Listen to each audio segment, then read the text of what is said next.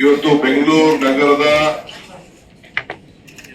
ಎಲ್ಲ ಶಾಸಕರನ್ನ, ಸಂಸತ್ ಸದಸ್ಯರನ್ನ, ಯಾರು ಚುನಾಯಿತ ಪ್ರತಿನಿಧಿಗಳಿದ್ದಾರೆ ಅವನ್ನೆಲ್ಲ ಕೂಡ ಬೆಂಗಳೂರು ಕಾರ್ಪೊರೇಷನ್ ಬಜೆಟ್ ವಿಚಾರದಲ್ಲಿ ಅವರ ಸಲಹೆಯನ್ನ ಕೇಳಲಿಕ್ಕೆ ನಾವೆಲ್ಲ ಆಹ್ವಾನಿಸಿದ್ದೇವೆ. ಎಲ್ಲ ಶಾಸಕರು ಅವರವರ ಕ್ಷೇತ್ರದ ಸಮಸ್ಯೆಗಳು ಮತ್ತು ಬೆಂಗಳೂರು ಗಾತ್ರ ಯಾವ ರೀತಿ ಇರಬೇಕು, ಬಜೆಟ್ ಅವ್ರಿಗೆ ಏನ್ ಅನುಕೂಲ ಆಗ್ಬೇಕು ಅನ್ನೋದನ್ನ ಕೆಲವು ಅನೇಕ ಸಲಹೆಗಳನ್ನ ಕೊಟ್ಟಿದ್ದಾರೆ. ನಾವು ಕಾರ್ಪೊರೇಷನ್ ವತಿಯಿಂದ, ಸರ್ಕಾರದ ವತಿಯಿಂದ ನಾವು ಏನು ಮುಂದಕ್ಕೆ ಆಲೋಚನೆಯನ್ನು ಮಾಡಿದ್ದೇವೆ ಅನ್ನೋದು ಕೂಡ ಅವರ ಗಮನಕ್ಕೆ ತಿಳಿಸಿದ್ದೇವೆ. ಸೊ ನಾನು ಎಲ್ಲರ ಅಭಿಪ್ರಾಯ ಪಡೆದಿದ್ದೇನೆ. ಮುಂದಕ್ಕೆ ನಮ್ಮ ಕಮಿಷನರು ಮತ್ತು ನಮ್ಮ ಅಡ್ಮಿನಿಸ್ಟ್ರೇಟರ್ ಇಬ್ರು ಕೂಡ ಒಂದು ಪ್ರಪೋಸಲ್ಸ್ ಅವರ ಸಲಹೆಯನ್ನ ತೆಗೆದುಕೊಂಡು ಬಂದು ನಮ್ಮ ಹತ್ರ ಚರ್ಚೆ ಮಾಡ್ತಾರೆ. ಇಂಡಿಪೆಂಡೆಂಟ್ ಆಗಿ ಅವರು ನಮ್ಮ ಬಜೆಟ್ ಅನ್ನು ಅವರು ಘೋಷಣೆ ಮಾಡ್ತಾರೆ. ಅದು ಅವರ ಅಥಾರಿಟಿ, ಅವರು ಮಾಡ್ತಾರೆ.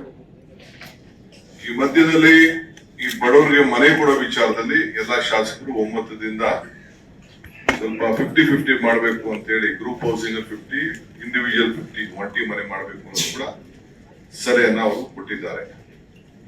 ಅದು ಕೂಡ ನಾವು ಚರ್ಚೆ ಮಾಡ್ತೀವಿ. ಈ ಮಧ್ಯದಲ್ಲಿ ಬೆಂಗಳೂರಿನ ಫುಟ್ಪಾತ್ ನಲ್ಲಿ ಯಾರು ಅಂಗಡಿಗಳು ಇಟ್ಟಿದ್ದಾರೆ ಅವರೆಲ್ಲರೂ ಕೂಡ ನಾವು ರಿಜಿಸ್ಟರ್ ಮಾಡ್ಕೊಡಿ ಅಂತ ಹೇಳಿದ್ದೇವೆ.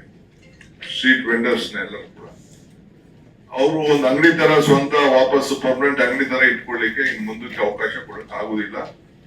ಕಾನೂನಲ್ಲೂ ಅವಕಾಶ ಇಲ್ಲ.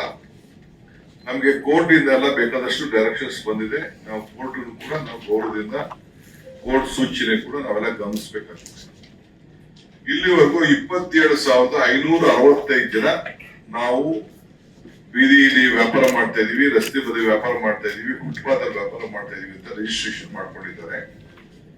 ಲಾಸ್ಟ್ ಇನ್ನ ನಾನು ಏಪ್ರಿಲ್ 30ನೇ ತಾರೀಕು ಟೈಮ್ ಕೊಡ್ತೇನೆ.